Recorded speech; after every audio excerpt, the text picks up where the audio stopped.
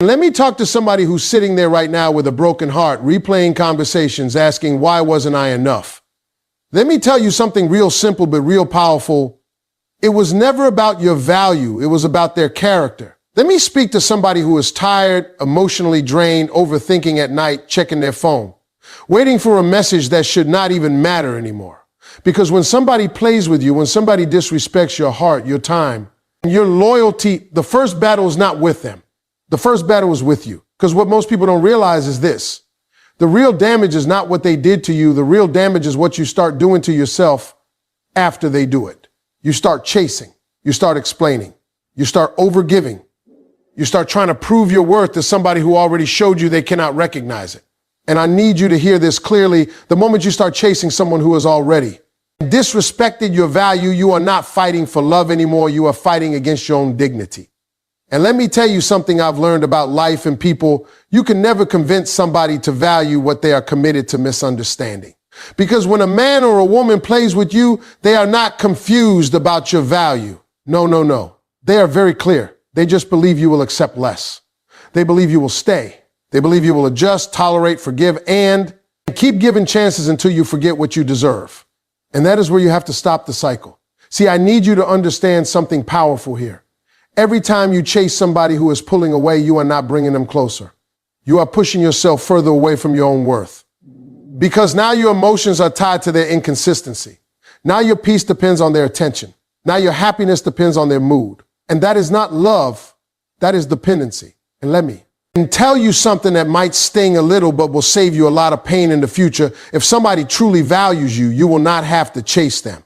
You will not have to beg for consistency. You will not have to question your position in their life every single day. Because real love does not confuse you like that. Real love does not make you feel like you are competing with other options. Real love does not make you feel small just to feel included. So when you find yourself chasing, when you find yourself overthinking, when you find yourself constantly trying to fix how they see you, that is your sign. Not to try harder, not to love deeper, but to step back and wake up. Because what you are actually chasing is not them. You are chasing the version of them that you created in your mind when things were good. You are chasing the potential. You are chasing the memories. You are chasing the idea of what it could have been. But reality is standing right in front of you, and reality is showing you how they are treating you right now. And I need you to hear me when I say this. You cannot build a future on somebody's potential while ignoring their present behavior. Now listen closely. The strongest move you will ever make in your life is not getting revenge. It is not arguing. It is not proving a point. The strongest move you will ever make is stopping. Stopping the calls, stopping the texts, stopping the explanations, stopping the emotional begging, stopping the availability. And for someone who is inconsistent with your heart, because silence is powerful, distance is powerful, growth is powerful. When you stop chasing, something happens. You start seeing clearly. You start realizing how much of your energy you were wasting. You start noticing how much peace you lost trying to maintain something that was never stable in the first place. And that is when you begin to rise again. Because the truth is, the moment you stop chasing somebody who disrespected you, you start attracting a better version of yourself, a stronger version, a calmer version, a version that does not beg for attention because it understands value, does not beg to be seen. And let me tell you something else. The people who played with you, the ones who took your love for granted, they don't expect you to stop. They expect you to keep coming back. They expect you to stay stuck. They expect you to forgive without change. But the day you stop, that is the day you change the entire story. Because now they are no longer in control of your emotions. Now they are no longer the center of your attention. Now they are no longer your focus. And that shift right there is what creates regret, not your anger, not your words, your absence, your growth, your peace. And I want you to understand something deeply. You don't have to destroy somebody who played with you. Life handles that part. Your job is to rebuild yourself so completely that you no longer recognize the person who tolerated that treatment. So stop chasing what walked away from your peace. Stop chasing what confused your heart. Stop chasing what made you question your worth. Because the real win is not getting them back. The real win is getting yourself back. Ladies and gentlemen, let me talk to you about something that most people don't understand until it's too late. And that is the power of silence after disrespect. Because when somebody plays with your emotions, when somebody treats your loyalty like it is, optional, your first instinct is to speak louder, explain more, fight harder, and prove your worth. But I'm here to tell you, the moment you start over-explaining yourself to somebody who already decided not to value you, you have already stepped out of your power. Silence is not weakness. Silence is strategy. Silence is protection. Because every time you try to convince somebody to see your value, you are actually revealing that you don't see it clearly yourself in that moment. And I need you. And to understand something very important about life and relationships, real recognition does not require a speech. Real love does not require a presentation. Real respect does not require begging. When somebody truly sees you, you don't have to explain your worth repeatedly. You don't have to prove your loyalty every week. You don't have to question your position in their life every time they change their behavior. So when you find yourself in a position where you are constantly trying to remind someone how good you are, how loyal you are, how much you care, that is not love anymore. That is emotional exhaustion. And what happens next is dangerous if you don't catch it early. You start losing yourself. You start reacting instead of living. You start checking your phone like it controls your peace. You start measuring your self-worth based on someone else's attention. And that is the moment you stop being powerful and start becoming emotionally dependent. But let me show you something. Stronger than emotion, discipline. Discipline is when you feel like calling them, but you don't. Discipline is when you feel like explaining yourself again, but you stay quiet. Discipline is when you want to go back, but you remember how many times you already ignored your own value just to keep something temporary alive. Because silence does something powerful. It brings clarity. When you stop chasing, you start seeing. You start noticing patterns you ignored before. You start realizing how. And one-sided things really were. You start understanding that what you thought was confusion on their part was actually clarity all along. They knew exactly what they were doing. And you were the one hoping it would change. And here is where your real transformation begins, because silence forces you to meet yourself again. It forces you to rebuild your energy, your focus, your confidence. It forces you to stop living in reaction and start living in direction. And when you finally stop giving your energy to someone who is inconsistent with your heart, you start redirecting it to your future. Now, let me move to something even deeper, because silence is not the end of your power. It is the beginning of your comeback. And this is where most people get it wrong.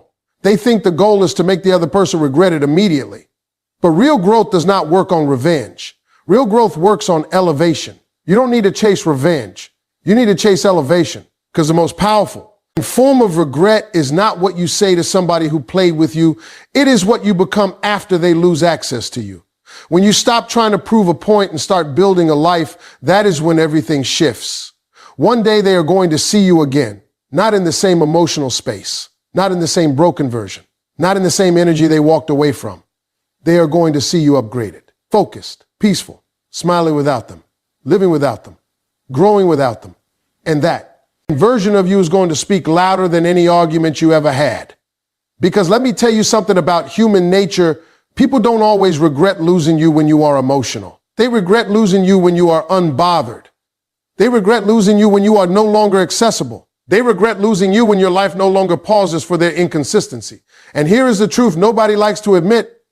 The version of you that chases, explains, and overgives is not the version that creates regret in someone else.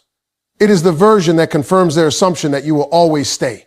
But the version of you that walks away quietly, rebuilds, and upgrades your life, that is the version they never expected. And by the time they realize it, you are no longer in the same emotional space they left you in. You are no longer available for confusion. You are no longer accessible to inconsistency. You are no longer the person who needed closure from them, because you already gave it to yourself. So understand this clearly. Your glow up is not for them. Your peace is not for them. Your success is not for them. It is for you. But the side effect of becoming a better version of yourself is that people who underestimated you will have to watch you from a distance and wonder where they lost you. And that right there, that is where regret lives. Ladies and gentlemen, let me talk to somebody who is finally waking up from emotional confusion, somebody who gave too much and stayed too long and tolerated things they swore they would never tolerate. Because when somebody plays with your heart, the first thing you lose is not them. The first thing you lose is your clarity. You start questioning your value, your decisions, your worth, and you stop believing that love is supposed to hurt like this. But I need you to understand something from the beginning. Love is not supposed to drain you. Love is not supposed to confuse you, and love is not supposed to make you compete for attention you already deserve freely. The first key truth you must understand is this. Stop measuring your value by someone who failed to recognize it. Because the moment you allow somebody's inconsistent behavior to define your worth, you put yourself in a prison you cannot escape emotionally. You start thinking, maybe if I love harder, they will stay. Maybe if I explain more, they will understand. Maybe if I prove myself again, they will choose me. But listen to me carefully. The problem was never your effort. The problem was their capacity to value what was already real.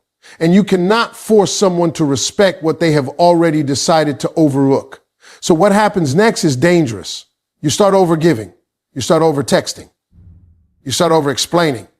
You start lowering your standards just to maintain access to somebody who is not even protecting your peace. And I need you to hear this clearly.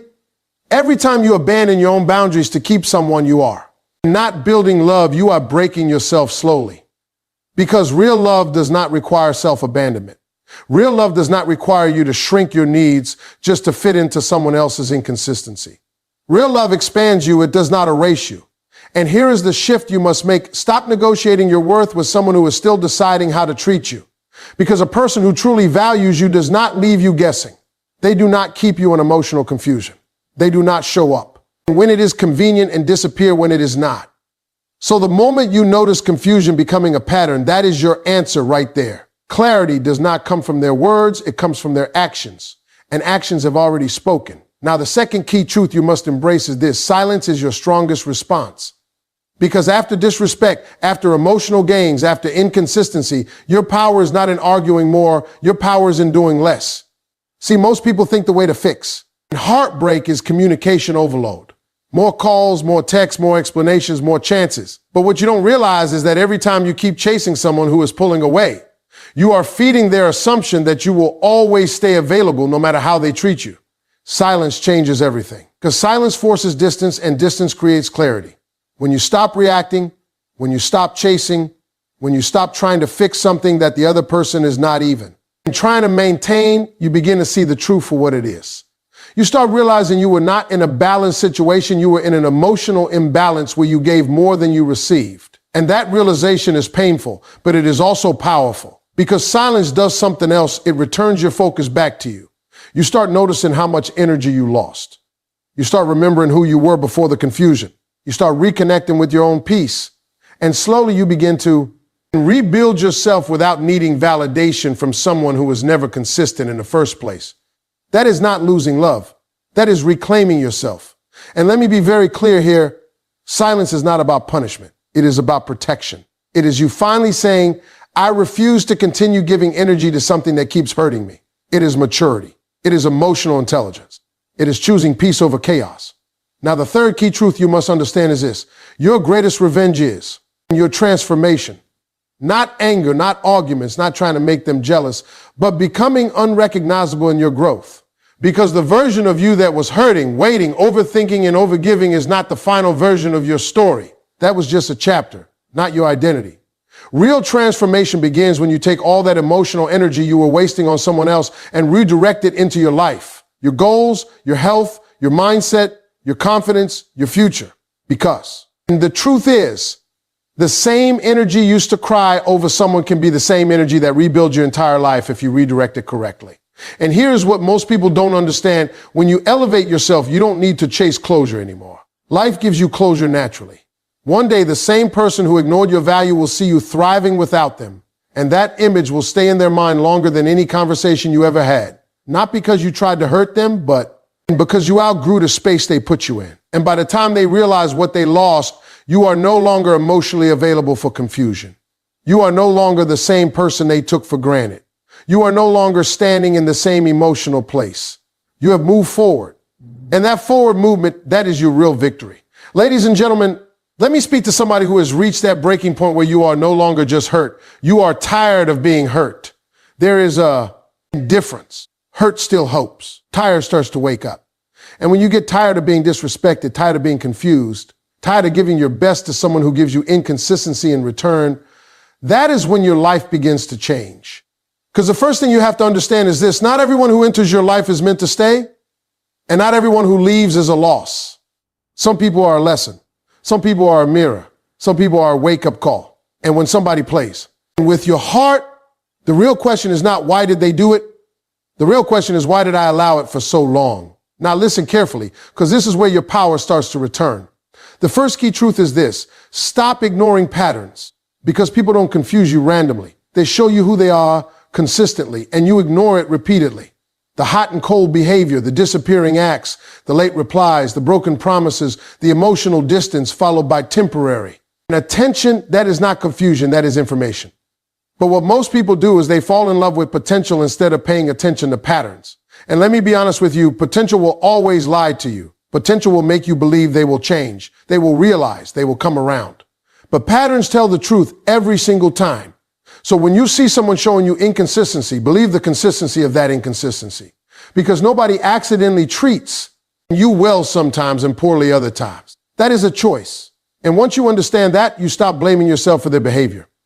The second key truth is this: stop overinvesting in underinvested relationships. Because one of the biggest emotional traps is giving 100% to someone who is giving you 20%. And you think if you give more, it will balance out. If you love harder, they will love back. If you stay patient, they will eventually realize your value. But life does not work like in emotional mathematics. When someone is not investing in you equally, you are not in a relationship anymore. You are in a depletion cycle.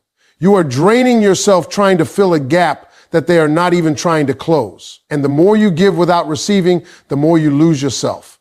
You start becoming anxious. You start overthinking everything. You start questioning your worth.